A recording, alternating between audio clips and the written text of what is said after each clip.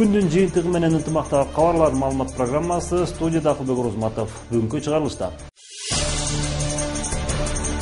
Ош шаарында улуттар аралык достукту бекемдөө кабылдамасы ачылды. Эми үчүнчү кагылышууга жол бербешибиз керек. Мамлекеттин бүтүндүгүн чыңдоодогу жалпыга маалымдоо каражаттарынын ролу медиа форуму болуп өттү.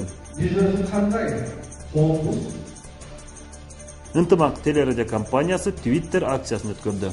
Адамдар кошулуп атат, азыркы учурда кызыгып атат. Кыргызстан Элдер Ассамблеясынын Ош облустук бөлүмүндө улуттар аралык мамилени жакшыртуу боюнча коомдук кабылдама ачылды.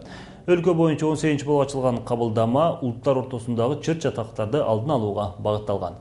Бүгүн ошондой эле шаардык мэрияда этностор аралык мамилени жакшыртууга арналган жыйында болуп өттү. Кененирээк кийинки материалда. Ош шаарында ачылган бул кабылдамада улуттар аралык конфликттерди алдын алуу, аларды ынтымакка чакыруу жана кандайдыр бир маселе жарала турган болсо жеринде чечүүнү пландаштырылган.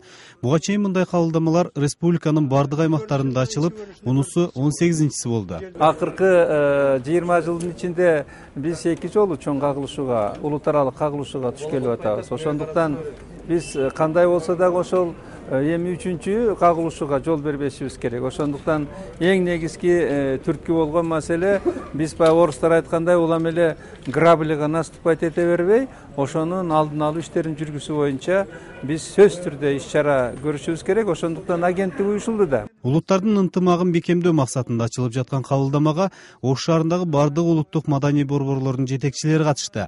Анда сөз алган Акен Касиев алдыда жүзөгө ашырылыш керек болгон иштер туурасында көрсөтмөлөрдү берди. Ушул жерде достуктун, ушул жерде билимдиктин, өзүңүз чай жакшы көргөн адам, сан жерде неме бар экен, бир сер турат. Ушул жерге бир чайларды уюштуруп, келгенде бир чайпыла чайды куюп, доступ, кучакташып, илгеркидей болуп кетсек, менимче жакшы болот. Бул коомдук кабылдамага коомдук ишмер Бөрүбай Жураев жетекчилик кыла турган болду. Мында иштей турган кызматкерлер республикалык казнадан маян алышат. Адамдардын хак укуктары milletke ajratып, birovlar milletçilik qilib boshqa qiladigan bo'lsa, shu faktlarni olib chiqib, ana shu mutasaddi odamlarni javobgarligini qarab, shu chora ko'rib, elimiz tinch yashashi uchun shart-sharoit yaratib berish. Asosiy vazifalarimiz shulardan iborat. Иш-чарага катышкандар кабылдаманы алдыда ийгиликтүү иштей тургандыгына ишеним артышты. Коомдук ишмерлер, улуттук маданий борборлордун жетекчилери, жергиликтүү бийлик өкүлдөрү алардын иштерине ийгилик каалашты. Орусча айтканда бытовой маселелер деп коёду, oilaviy masalalar, o'zaro bir millat ikkinchi millat bolalari ko'chalarda urushib qolishi mumkin. Ularni militsiya organlarisiz shu jamoat o'zi chechishi mumkin. Bu eng katta bizning yutug'imiz. Ya'ni xalqlar orasidagi qarama-qarshilikni, bir-biriga bo'layotgan nizolarni kamaytiradi deb o'ylayman.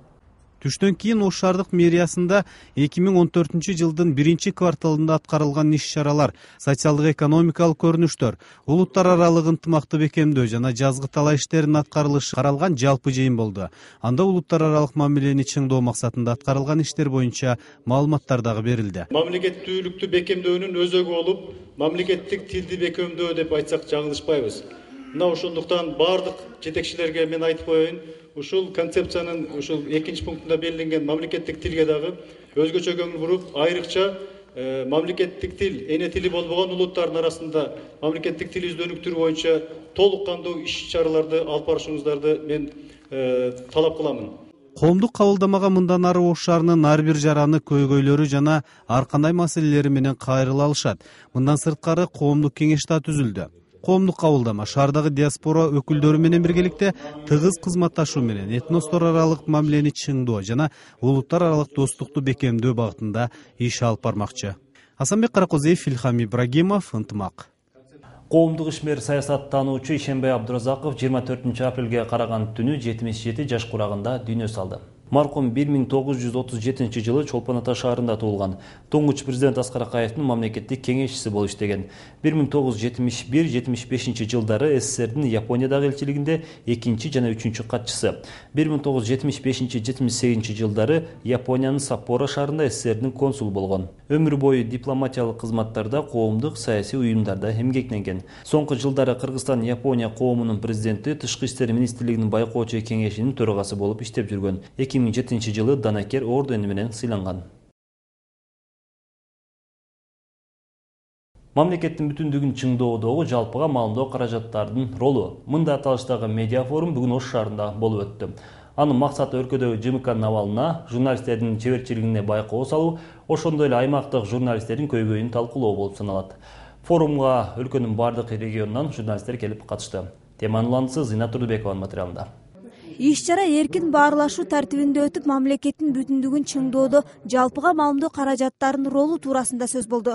Катышуучулар тарабынан өлкөдөгү саясий, социалдык абал жана аны чагылдыруудагы кыргыз медиасынын деңгээли жөнүндө сындар айтылды. Аны менен катар эл аралык мамилелерди чагылдыруудагы журналисттердин билим деңгээлин жогорулатуу, эл аралык стандарттарга жооп берүү маселелери каралып, сунуштар берилди. Биз өзү кандай коомбуз, кандай абалда жашап атабыз, эмне деген деңгээлде турабыз, ушул жагын бир жакшылап аныктап аңдап алыш керек да, жекеменин арасында журналисттер үчүн. Ал чугуу, сол чугуу же такой башка көзкарачтагы анысы эч кимди жектебей, ал бирикпи оппозициялы, жаны элдин көпчүлүгү байкмал ишин жери атабы, жекип атабы, анысы эч нерсесин баарына бирдей мамиле кылышыбыз керек. Баарына саясатчы болобу, катардагы баарына сыймак мамиле кылышыбыз керек. Ар бир ушул окуяга тиешеси бар адамды, тарапты баарына бирдей сыймак мамиле кылып, баарына бирдей жумуш беришибиз керек. Иш-чаранын жүрүшүндө болочок журналисттер тарабынан профессионалдуу деңгээлге жетүү үчүн кандай аракеттер жүргүзүлүү керек деген суроолор берилип, жооп ала алышты. Жайгаштырып толук күчү бар. Кайсы жерде эмне болуп атат, эмне окуя болуп атат дегенди жазып, жайгаштырып кое алат. Бирок профессионал журналисттер, айрыкча ошол мамлекеттин бүтүндүгүн камсыз кылуучу, аларды ошол жакшылыкка чакыруучу журналисттер, алардан эмнеси менен толук айырмаланып турушу зарыл. Bizlere falan yerde falan ülkelerde cevaplarını ayıp koyup çekmesi gerekli. Profesyonel jurnalist degen bu profesyonel kalkıcı degen söz. Tak? Oşun için bana internet meselesi çıkkanda janagı reportör arasında deyip atpayız. Oşoga geolog kızılar. Көбүрөөк ошого ишенет. Өлкөдөгү массалык маалымат каражаттардын тибине карабай, журналисттер элге тең салмактагы маалыматтарды берүүгө аракет кылуу керек, дейт Султан Абдрахманов. Анын айтымында рындык шартына ыңгайлашуу журналисттик кесипке таандык эмес. Журналистканын жолушу журналист деген улуу ысымга ошол кайсы бир коктунун камчысын чапкан, кайсы бир инсандын камчысы болуп чабылган, кайсы бир топтун кызыкчылыгы үчүн кызмат кылган, же болбосо дагы бир кайсы бир кландын кызыкчылыгы үчүн кызмат кылгандардын баардыгы журналист деген ыйык ысымга доо кетирип коюшу мүмкүн. Өлкөнүн саясий жана социалдык өнүгүүгө журналисттердин салымы зор. Коом технологиялык өнүгүү жолунда бараткандыгы үчүн болочок журналисттер ар тараптуу өнүгүүгө тийиш, дейт уюштуруучулар.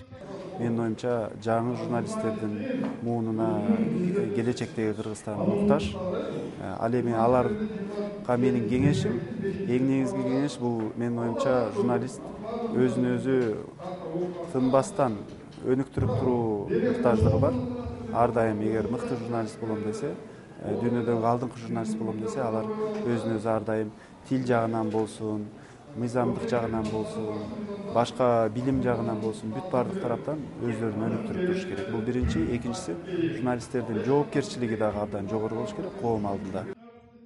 Мындан сырткары форумдун жүрүшүндө журналисттик уюмдардын өз ара кызматташуусу, жогорку окуу жайлардагы адистерди даярдоо, кыргыз журналисттеринин интернет технологиясындагы активдүүлүгү тууралуу ар кандай сунуш пикирлер айтылды. Зыйнат Турдубекова, Илхам Ибрагимов, Ынтымак. Коррупционер жана кызмат абалынан кыянаттык менен пайдалангандар эми кылмыш жообунан кача албайт. Аларды жоопко тартуунун мөөнөтү эскербей турган мыйзамга өлкө башчы Алмазбек Атамбаев кол койду. Ага ылайык эми чыккынчылык, коррупция жана кызмат абалынан кыянаттык менен пайдалангандардын кылмыш мөөнөтү эскирбей жазага тартылат. Эскерте кетсек, Кыргыз Республикасынын кылмыш жаза кодексине өзгөртүүлөрдү киргизүү боюнча мыйзам долбоорду Атамекен фракциясынын лидери Өмүрбек Текебаев сунуштап, ал жогорку кеңеш депутаттарынын колдоосуна ээ болгон. Өкмөттүн атайын буйругунун негизинде Жалал Абад шаарындагы мектептерде Токтогул Сатылгановдун 150 жылдык мааракесине арналган сынак болуп өттү. Ага 13 мектеп катышып, акындын образын чагылдырып, ырларын, комуз күүлөрүн аткарышты. Кененирээк аймактык кабарчыбыз Талгат Бакиевдин материалында. Токтогул Сатылганов октябрь төңкөрүлүшүнө чейинки ырларында эл тарабында туруп, эмгекчилердин таламын талашкан, теңсиздикке жек көрүү сезимин билдирген, демократ акындын өмүрү таржымалын кыргыз маданиятына кошкон салымы кыргыз журтчулугуна кеңири жеткирүү максатында иш-чаралар өткөрүлүүдө. Токтогулдун өрнөктүү өмүрү, чыгармачылык иштерин жалпы коомчулукка жеткирүү максатында, маалымдоо, жарыялоо максатында айрыкча жаштар мына мектептер арасында болду да бүгүн. Бул Токтогул Сатылганов ким экенин сону эми жаштар арасында билиш керек да. Мисалы, бул жерде өзгөчө бизди кубандыра турган нерсе орус тилдүү мектептер дагы белгилүү орундарга жетишти да. Комушчулардын устаты болуп мектепти түзгөн акындын 150 жылдык мааракесине арналган сынакка шаарыбыздагы 13 мектептен келген таланттуу окуучулар ат салышты. Акындын чыгармачылыгы жөнүндө тереңирээк жеткирүү максатын көздөгөн бул сынакка орус тилдүү мектептер да катышты. Балдардын баардык сценарийларды, анан күүлөрүн, ырларын баардыгын аябай сонун аткарып беришти. Өзүңөр күбө болдуңар. Токтогул Сатылганов жөнүндөгү баардык толгон токкой информациялар балдарга азыр жеткиликтүү жетти деп эсептейм. Орус класс болгону менен Токтогул Сатылгановдун чыгармачылыгы, өмүрү деги эле чыгармалардын баардыгы биз татыктуу даярдашка аракет жасадык. 1898 жылы Андижан көтөрүлүшүнө катышты деп өлүм жазасына өкүм чыгарылып, Сибирге 7 жылдык сүргүн менен алмаштырылган акындын басып өткөн жолун чагылдырган сахналык көрүнүш көрүүчүлөргө өзгөчө таасир калтырды. Kızdan olmayımı, seninle yapmadım, hıylama bayladım, hıylama taşın vurçasın, harçıga kuşta yaylanıp, gelerimin vayda elimi, koşama gel. Harçıga kuşta yaylanıp, gelerimdi kutanın, kalın eldin bulbulu, ödöründü kutanın. Улуу акынды дүйнөгө таанытуу максатын көздөгөн Султан Панарбек уулу акындын ырларын жогорку деңгээлде аткаруу менен мыкты аткаруучу наамына ээ болду.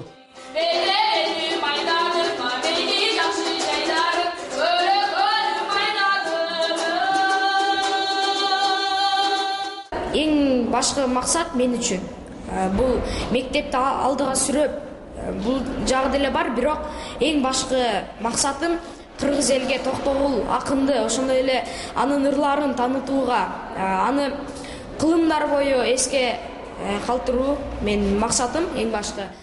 Мектепте Токтогул Сатылгановдун өмүрү таржымалын, ырларын окуп, акындын басып өткөн кыйынчылык күндөрүн сахнада мыкты чагылдырып, жан дүйнөсү менен аткарган окуучуларга кызыктыруучу белектер тапшырылды. Талгат Бакиев, Казыбек Курманбеков, Ынтымак, Жалал Абад облусу. Тамеки тармагындагы монополияга жол бербөө керек. Мындай пикирин депутат Надира Нарматова бүгүн Жогорку Кеңештин ар түрдүү маселелер саатында айтып чыкты. Депутат Кыргызстанда кирешелүү тармактардын бири болгон тамеки тармагына бир гана жеке фирма монополист болуп отурганын белгиледи. Тамеки өстүрүүнү өнүктүрүү максатында атааңдаштыкты жаратуу үчүн тамеки тармагындагы монополияга жол бербөө керек деген депутат өкмөттүн Жогорку Кеңештеги өкүлдөрү мындай сунушту протоколдук тапшырма катары кабыл алып, көзөмөлгө алуусун табыштады. Ошону менен катар Нарматова Ноокат районунда Токой чарбасына тиешелүү болуп келген 215 гектар жер үлүшкө жана турак жай салуу үчүн жер тилкесине бөлүнүп кеткендигин айтып, учурда Токой чарбасы менен жергиликтүү тургундардын ортосунда талаш күчөп келатканын коңгуроо кагып, көйгөйдү өкмөткө багыттады. Азыр болсо кезектеги кесиптештериме узаттам, алар эл аралык жаңылыктар менен тааныштырат.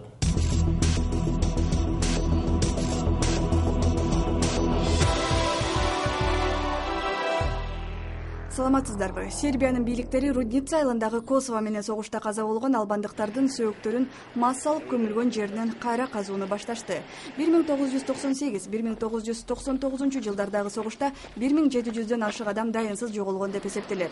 Алардын көбү Косового жакын жайгашкан Рудница айылына массалык көмүлгөнү айтылат. Ооганстандын баш калаасы Кабулда бир нече массалык маалымат каражаттары, анын ичинде радио жана телеканалдар президенттик жана аймактык кеңештерге шайлоо учурунда мыйзамды бузушкан деп айыпталды. Шайлоо боюнча медиа комиссиянын төрайымы Фарида Нигзат билдиргендей, 13 радио жана телеканалга комиссиянын эрежесин бузганы үчүн айыппул салынды. Буга чейин массалык маалымат каражаттары тиги же бул талапкерге тартууда деген арыздар түшкөн. Ооган шайлоо мыйзамдарына ылайык тиешелүү комиссия шайлоо учурунда маалымат каражаттарынын ичин тыкыр көзөмөлдөп турат. Азербайжанда НИДА кыймылынын камактагы активисттеринин ата-энелери ачкычылык акциясын токтотушту. 2013 жылдын март айында бийликке каршы массалык баш аламандык уюштурууга аракет жасашкан деп 8 активист камалган. Алардын ата-энелери 17 марттан бери ачкачылык кармап жатышкан. Ата-энелер ачкачылыкты балдардын өтүнүчү менен токтотушканын айтышты. Amnesty International камалгандарды саясий негизде деп аларды токтоосуз бошотуу керек деп чакырып келет. Арменияда 1992-1994 жылдары тоолуу Карабахта болгон Армян-Азербайжан согушунун ардагерлери нааразылык акциясына чыгышты. Алар жыйын өткөрө турган жайдын жоктугуна нааразы. Ардагерлер республика аянтынан Армениянын бийликтеги республикалык партиясынын кеңсесине чейин барышып, мындан ары ушул имараттын алдында өз жыйындарын өткөрөрүн айтышты. Ошондой эле ардагерлер саясий буйрук менен камалган өз санаалаштарын бошотууну талап кылышты. Грузиянын баш калаасы Тбилисиде бүткүл дүйнөлүк китеп күнүнө карата жарманка өттү. Шота Руставели атындагы театрда өткөн иш-чарада китептер арзан баада сатылды. Китеп достору деген уюм шаарлардан китеп чогултуп, Грузиянын тоолуу жана алыскы аймактарында жашагандарга китеп таратып келет. Ошондой эле бүгүн Бишкекте дагы китепстан фестиваль өттү. Курманжан Датканын эстелигинин алдында китептин маанисин, коомдун өнүгүүсүндөгү ролун даңазалаган театрлаштырылган иш-чара көргөзмө уюштурулду. Кыргызстан китеп басып чыгаруу жана сатуу боюнча постсоветтик мамлекеттердин арасында акыркы орундарда турат. Бишкекте 1991 жылы 25 китеп саткан дүкөн болсо, бүгүн 5-6 гана бар. Басмаканалардын саны 10го жетпейт. Мына ушул жана башка жаңылыктар биздин интернеттеги сайтыбызда да жайгашкан. Аларды Азаттык чекит KG дареги аркылуу кирип окусаңыздар болот. Биз менен Twitter, Facebook менен аркылуу байланышыңыздар. Ал эми уюлдук телефондон кирүүнү кааласаңыз, Азаттык чекит, Моби чекит KG дарегин териңиз. Саламатта калыңыздар. Бүгүн Ынтымак телерадио компаниясы Twitter акциясын өткөрдү. Акцияга 40га жакын жаштар катышып, шаар тургундарын Twitterге туташтырууну сунуштап, жол жоболорун көрсөтүштү. Эми мунун жардамында жашоочулардын уюлдук телефонуна өлкөдөгү акыркы жаңылыктар акысыз келип турат. Кененирээк кийинки материалда. Алгач акциянын катышуучуларына Twitter социалдык түйүнү тууралуу маалымат берилип, аталган тармакка туташтыруунун жол жоболору түшүндүрүлдү. Компьютерде отуруп туруп эле ошол жерде почта ачып, Twitterге регистрация кылып, анан кийин компьютер аркылуу туташтырып. Экинчи кадам неме? Телефондун өзүнө эле комбинациялар бар.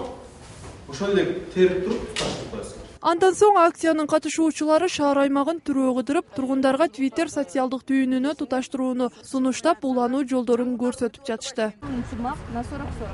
На вот отправь, давай. Адамдар кошулуп атышат азыркы учурда. Кызыгып атат.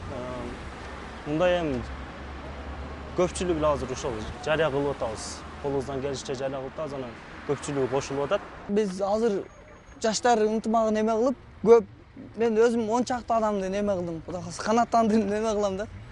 Кудай калса ошолордун 10 чактысын неме кылдым. Акция 4 саатка созулуп, анын негизинде жүздөгөн жаран өлкөдөгү акыркы маалыматтарды уюлдук телефонуна акысыз алууга мүмкүнчүлүк түзүлдү. Бул туура акция.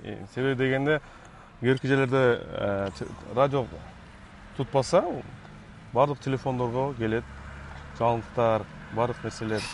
Мен туура деп ойлойм бул силердин акцияңарда. Негизинен мен маалыматтардын бардыгын ар дайым интернет булактарынан алчумун, интернет сайттардан.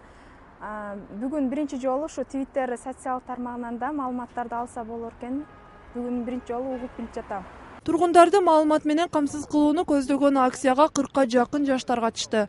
Иш-чара Ынтымак телерадио компаниясы тарабынан уюштурулду. Бир эле теле, радио, интернет аркылуу эмес, ар бир адамдын телефонуна жеткирүү болду. Ошого азыр Twitter акциясын өткөрдүк. Twitter акция бул кыска номерине, 40 кыска номерине смс жөнөтүп коет. Маалыматтар ар бир адамдын колуна өз убагында жетет. Ошол максатта уюштурдук. Азыр мына жаштар комитети менен биргеликте бул нерсени дагы уланта беребиз. Бүгүнкү акцияда Ынтымактын Twitterдеги аккаунтуна гана туташтыруу жүргүзүлдү. Маалымат катары айта кетсек, Twitter социалдык түйүнүнө туташтыруу 3 баскыч менен өтүп, туташтыруу үчүн 1 сом 50 тыйын гана алынат. Назгүл Ахунова, Азам Бузриков, Айбек Беделбеков, Ынтымак.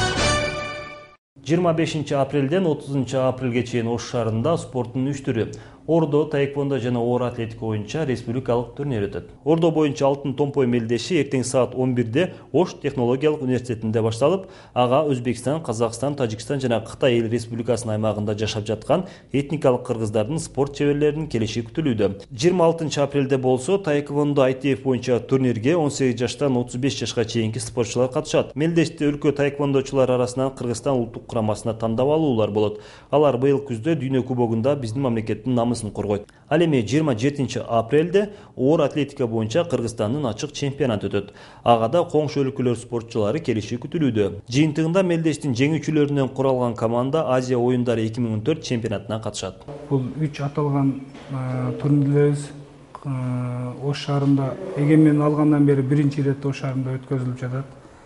Негизинен бул иш-чарага эл аралык турнир деп аталып, коңшулаш өлкөлөрдөн Кытай, Өзбекстан, Тажикстан, Казакстандан коноктор күтүлүүдө. Алды келип башташты. Улуу жеңиштин 69 жылдыгына карата Ош шаарынын борбордук аянтында даярдыктар башталды. Жалпысына майрамдык иш-чарада 800-гө жакын мектеп окуучулары жана студенттер катышкан, театрлаштырылган көрүнүштөр тартууланат. Шаардык мэриянын жооптуу кызматкерлеринин айтымында салтанатта өткөн жылдагыдай согушка катышкан ардагерлердин портреттери парадтан өткөрүлөт. Борбордук аянттагы иш-чара бүткөндөн соң ардагерлерге Токтогул эс алуу багындагы аскер тамагы берилет. Эскерте кетсек, учурда Ош шаарынын аймагында 32 согуштун 70тен ашуун тылдагы ардагерлер калган. Ошол бүт эле Кыргызстандын элинде Ош шаарында дагы чоң салтанат нерселер болот. Бизде салт болуп калган ошол эски мэриянын имараты жанынан ветерандардын баарын чогултабыз, ардагерлерди. Аларды согуш мезгилиндеги жана ГАЗ-9 машиналар бар, ошолго отургузуп алып, үстүнө ачык ушул шаарды айлантып, анан болуштап келели деген ниетибиз бар. Ушуну менен бүгүнкү эфирибиз жыйынтыкталат. Бул сыяктуу маалыматтарды Ынтымак Чекит KG сайтынан окуп, Ынтымак радиосундагы транзит программасынан уксаңыздар болот. Алда кесиптешим эртең күнгө алынган аба ырайы менен тааныштырат. Ынтымак менен бирге болуңуздар.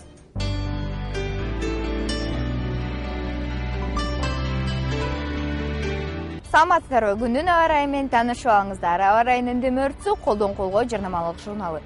Колдон колго жарнамалык журналы сиз үчүн оңой чечим. Кыргыз гидрометин билдирүүсү боюнча 25 апрелде республикабызда түнкүсү жаан-чачын күтүлбөйт, ал эми күндүзү жаан жаашы мүмкүн. Батыштан соккон шамалдын ылдамдыгы секундасына 4-9 метрден 19-24 метрге жетет. Абанын температурасы Баткен облусунда түнкүсү 7-12, күндүзү 16-21 градус жылуу. Ош облусунда түнкүсү 11-16, күндүзү 18-23 градус жогору. Жалал Абад облусунда да түнкүсү 11-16, күндүзү 18-23 градус жылыйт. Нарын облусунда түнкүсү 1-5, күндүзү 15-20 градус жылуу. Талас облусунда түнкүсү 4-9, күндүзү 15-20 градус жогору. Ысык Көл облусунда түнкүсү 1-6, күндүзү 12-17 градус жылуу болот. Чүй облусунда түнкүсү 7-12, күндүзү 17-22 градус жылуу болушу күтүлөт. Борборубуз Бишкекте 25 апрелде түнкүсү жаан-чачын күтүлбөйт, ал эми күндүзү жаан жаашы мүмкүн. Батыштан соккон шамалдын ылдамдыгы секундасына 4-9 метрге жетет. Абанын температурасы түнкүсү 9-11, күндүзү 17-19 градус жылуу. Ал эми Ошто 25 апрелде түнкүсү жаан-чачын күтүлбөйт, ал эми күндүзү жаан жаашы мүмкүн. Батыштан соккон шамалдын ылдамдыгы секундасына 4-9 метрге жетет. Абанын температурасы түнкүсү 12-14, күндүзү 20-22 градус жылуу болушу күтүлөт. Сиздер 25 апрелге болгон аба ырайы менен тааныштыңыздар. Толугураак маалыматты www.chekit ынтымак Чекит KG сайтынан алсаңыздар болот. Аны менен мен Жамиля Турдалиева тааныштырдым. Саламатта калыңыздар. Рекламный журнал «Колдон Колго». Бесплатные объявления каждую неделю. Недвижимость, строительство, работа, образование, авто, товары и услуги, досуг и здоровье. Прием бесплатных объявлений по телефону 0773 93 56 56.